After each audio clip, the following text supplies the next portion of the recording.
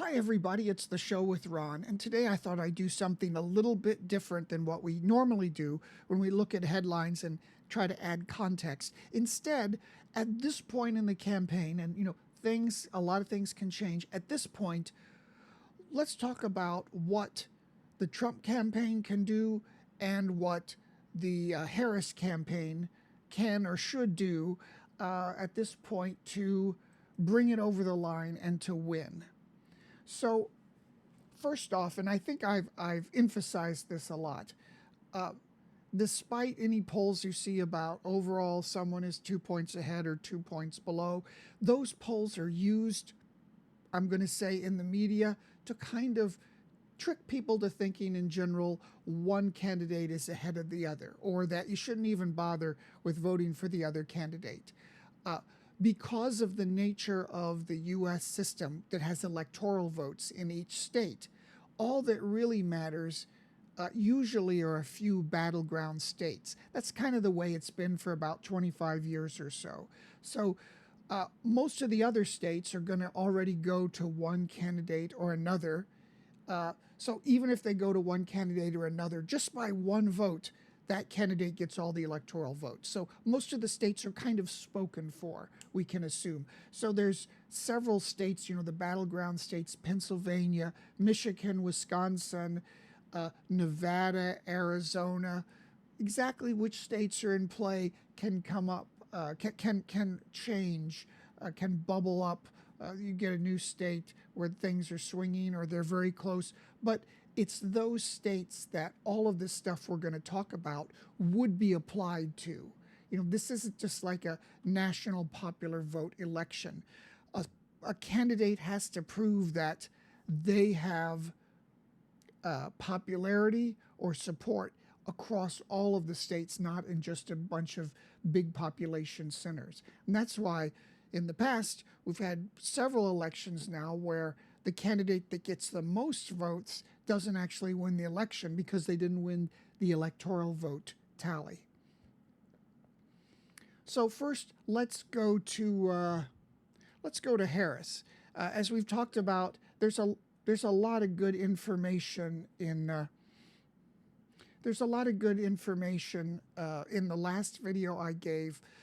Kind of a recap talking about how Trump seems to have lost some momentum and Harris has gained it, which is another stunning, wild turn in events. No one would have thought that after Biden's disastrous debate, then after the assassination attempt on Trump, and then after the pretty good convention where Trump seemed to be displaying some discipline for a change. But Kamala was initially thought of as an untested opponent, certainly in a lot of the media. In media we would think of as liberal leaning, the New York Post, Washington Post, not the New York Post, New York Times, and Washington Post. They really went hard on Kamala in the first couple of years of her vice presidency after the election in 2020. There were lots of articles really slamming her that she was, there's a lot of staff turnover. Her chief of staff kept quitting because she's too crazy to work with. And of course, everybody's seen all the videos online of her strange word salad responses and giggling. However, they fixed all that up. And she seems really sensible and clear, and dare I say, even presidential in her responses. And also, and I have mentioned this before, it's pretty clear that Kamala Harris campaign is not repeating the Hillary Clinton syndrome. During her time, you don't only have the Democratic Party running for president, but you have the majority of the mainstream media sort of cheerleading for the Democrats as well. And very often they will follow the lead of the campaign. And what we had in 2016 was a lot of cheerleading and patting on the back of the country for electing the first woman president. Hillary, woman, woman, woman. It's all about being a woman. She's a woman. It's breaking the glass ceiling, the glass ceiling, the glass ceiling. She's a woman, this sort of a thing. I suspect that fell flat with a lot of voters. And also, even if you look back to Barack Obama, he never campaigned as, I'm a black man, a president, I'm the black president. Never that. So we have Kamala Harris looking at these past circumstances, and her campaign is wisely focusing on, I'm a presidential campaign. The woman thing may be in there, but we're not going to be patting ourselves and the nation on the back because of woman, woman, woman, glass ceiling, woman. And also at the same time, and we'll see how this works out, during the Hillary campaign, again, there was a lot of stuff in the media and from the campaign kind of joking about Trump. He's a joke. He's finished. Ha, ha, ha. Underestimating him. I don't think Biden did that in 2020. And thus far, it doesn't seem like the Harris campaign is doing that either. Trump is a known quantity. He has been president, and he has demonstrated he can get there despite 75-80% of the media speaking with one voice against him, as well as the Democratic Party. So the next thing, this is what's gotten me so excited about, talking about the Harris campaign. If you've listened to my channel, and I know hardly anybody has, but if you were one of the people, and these videos are online, this goes all the way back almost a year now, when I started doing this context stuff, I talked about what I would advise when I was a button-down political consultant in the past. I used to have short hair and always wear a suit and tie. I was that kind of a Reagan-era person. But I would advise candidates to go after this concept of liberty. So I was interested to see this pop up in the Harris campaign this week, where she's talking about liberty. Liberty is a way to transcend the polarization of the right and the left, and to capture the reasonable middle, which since the 1990s has been one of the things you want to do.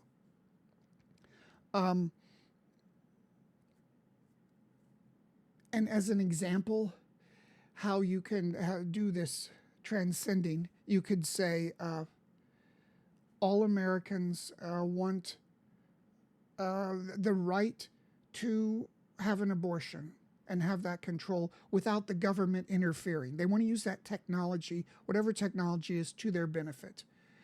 In the same way, they want the right to keep and bear arms and shoot off guns. That's both liberty. And this is a way, if you trend towards talking about the most freedom and the least government intervention, that may work for you. So we see this theme coming in the Harris campaign, which fascinates me. Certainly, the Harris campaign is coming in as sort of like an incumbent. It's an incumbent regime we have with the Biden regime, so she has to answer for all of the things that the Biden regime has done. Certainly the tide has turned in the United States. In the early 2000s, the media and the Democrats worked very hard to tell Americans that George W. Bush was, for starting wars overseas, he was a war criminal. He was going to be pulled before the Hague. Nobody agrees to those foreign wars. We don't have the money for them. It's immoral, that sort of thing. And I think a lot of people, Republicans included, sort of started to believe that as well. The Republicans, when Reagan came into office, he did start to have intervention in foreign countries and militarily assert U.S. the U.S. prerogatives in other countries force it with military strength. And that was the first time really since the Vietnam War when America was shell-shocked and said, oh, boo-hoo, we shouldn't have any, we can't do anything overseas. That was the first time that the U.S. got back into that. And for another 25 years or so, the Republican Party was the home of internationalism in terms of exerting our strength there. That's really changed. And I think by the end of the George Bush administration, the really disastrous and often ill-managed interventions in Afghanistan and Iraq, they did have some justifications. The Bush administration was terrible at explaining what that was. A lot of people started to believe, the Democrats and the media, that wars were bad. Now, they elected immediately Barack Obama, who did exactly what George W. Bush did, started a completely elective war in Libya. The media didn't attack him like they did Bush, but the media had already changed public opinion, and that's already coming to fruition now, where people don't feel like they want to participate in all these different foreign wars, the war in Ukraine and the stuff that's happening in the Middle East for various reasons. So the Harris campaign needs to make sure they are aware of this sort of thing, and that they say they're going to limit foreign intervention and foreign wars because, the worm has turned. And they can't say that they left Afghanistan with honor, which I think Biden said during the debates, because the Afghanistan withdrawal was a terrible debacle that had already been drawn down with kind of an endpoint during Trump. That's something we can assign as a success that Trump did. Wound down the Afghanistan war, maintained a nominal democracy, maintained women's rights, and for whatever reason, the Biden administration wanted to swoop in there and say, oh, that was what we did. So they very precipitously removed the troops, essentially turning the country back over to the Taliban. Outrageous. So sometimes you have to acknowledge where you've fallen short. One of the dangers for the Harris campaign is that most of the media in the United States will back them up 100%, as they have on issues of inflation, and as they did with trying to get people to believe that Biden was all nice and not having mental difficulties or senility. The media worked real hard to back that up. And at a certain point, the Democrats have to think, is that a good idea to do that? Because ultimately, when the truth comes out, it can really hurt them, as it did initially when Biden was exposed during the debate. Finally, the other big issue, and the media seems to be working hard to try to say that now Harris is more trusted on the economy than Trump, which I find hard to believe. Not because I believe Trump can do anything, but because we have a situation during the Biden administration where we have the unleashing of inflation. And the response to that very much in the media and from the Democrats are that things are never been better, things are looking up. But see, real people on the ground, normal people, normal schmucks, the majority of the people who most of the politicians, Republican and Democrat, have nothing in common with. These are people who go to the grocery store to buy food, or that go through the drive-thru at McDonald's. They know that food prices have doubled or quadrupled. This is very unusual. Anybody who's kind of existed in the U.S. since the 80s, when Reagan tamed inflation, since then inflation's been very, very low. Both parties have kept it under control. So this probably is particularly felt. The rural people, normal people, average Joes in the Pennsylvania, the Michigan, the Wisconsin, these are the swing states we talk about. Those states have to, the people in those states, the Harris administration has to know that They have the economy under control, and they're not just gaslighting, as the kids say now. They're not just trying to, tell people, oh, you're just mistaken if you think things are bad or that food prices have doubled. You have to say, we know inflation has gone up. We know people are hurting when they go to the grocery store. This is our number one priority, and we are the best sensible bet to shepherd the economy forward. And finally, I would say that you do have to make sure that in these swing states, Pennsylvania, Michigan, Wisconsin, Nevada, Arizona, maybe some others, you got to make sure that your local races are solid as well. That is, other people on the ticket up and down are not messing up, that their campaigns are succeeding, that the whole party can have a united face, looking good with the same sort of message going forward. Okay, let's move on to the Republicans. Again, I would advise the same thing: the idea of liberty, the idea of supporting abortion rights, just like you support gun rights, under the idea of individuals valuing privacy. I got to turn off my phone. And valuing not having the government get involved in decisions for your family. This is part of, again, capturing the middle. And we'll talk about that a little bit more in a second, I think, if I put that in my notes here.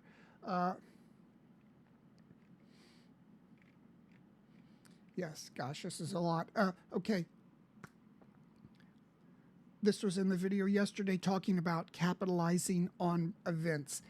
The Republicans had the Biden disaster, the assassination in the convention. It worked for them for a while.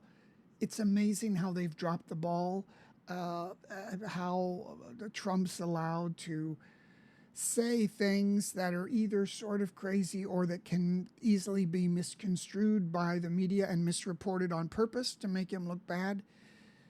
Republicans got to get on message. They got to be the one who other people are reacting to, not the other way around. Before, the Democrats are like saying, what are we going to do? Look at the Republicans. See, now it's the other way around. Harris is able to set the tone and to capture the headlines, and the Republicans seem like they're reacting. For instance, in clarifying the message, Trump is not very good at this. Every time that the news media says, oh, Trump's going to pull out of NATO, he actually didn't say anything. He's talking about this concept that those countries over there agreed to, I think it's 2.75% of their GDP would be invested in paying for their own defense, instead of having our U.S. bases and our U.S. men and women actually stationed there to protect them. That those countries would have to pick up the tab, and they haven't done that. And Trump's saying, well, if you don't pay your tab, who cares what Russia does? That allows the media, who hates Trump and is going to purposely misreport, to say NATO, Trump's going to pull us out of NATO, this sort of thing. But most of the quotes I've seen seem to be referring to they got to pay their share. And you could say something like, you say, anybody in the audience, have you ever had a European person, some German guy, kind of sneer down their nose at you because you don't have universal health care? You don't have the early retirement that they have with the full health benefits? Ever had that before? Ever met one of these snotty European people? Well, that's because the United States pays tons of money to defend them against Russia. We have actual U.S. military bases there with U.S. soldiers on the ground. And they all agreed to put 2.7% of their GDP into military, to paying for the military, their own defense. They haven't done it. And the Biden-Harris ticket, well, they haven't been able to force these countries to do so.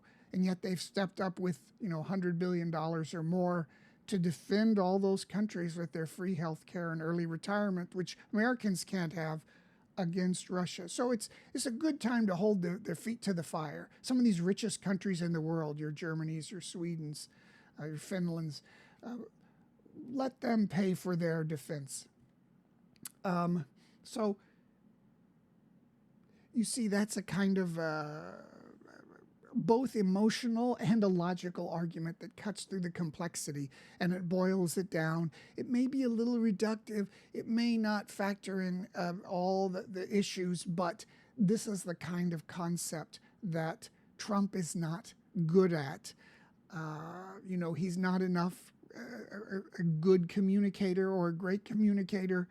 Sometimes he is, but most of the time he misses this, and he gives the media, which is eager to misreport everything he says, all kinds of ill-formed quotes, and all the ill-formed quotes the media could wish for, he gives them. So a focus of boiling down to these important issues is key for the Republicans, so they can have the Democrats reacting to them, saying, oh, this point is terrible, or we have this in reaction. You want to be the person who's driving the ship. I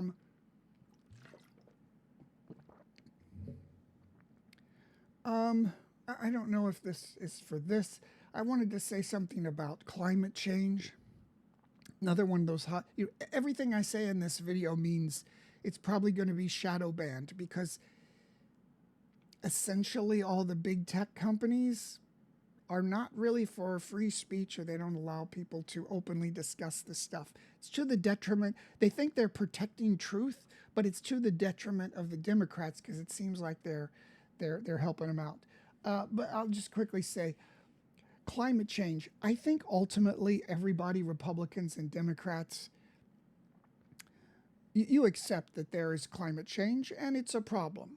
Maybe the scale, the scope, or the quickness might be an issue, but the reason why people end up wanting to deny that is because very often when the Democrats present that, they present it in a way to say, we got to shut down the coal mining. We got to cut down the fracking. We got to cut all these things that give the U.S. Energy independence. So I would say this is one for the Democrats. They've got to find a way to talk about the climate change issue that's not interwoven with attacking U.S. industry and jobs that are entwined with these issues.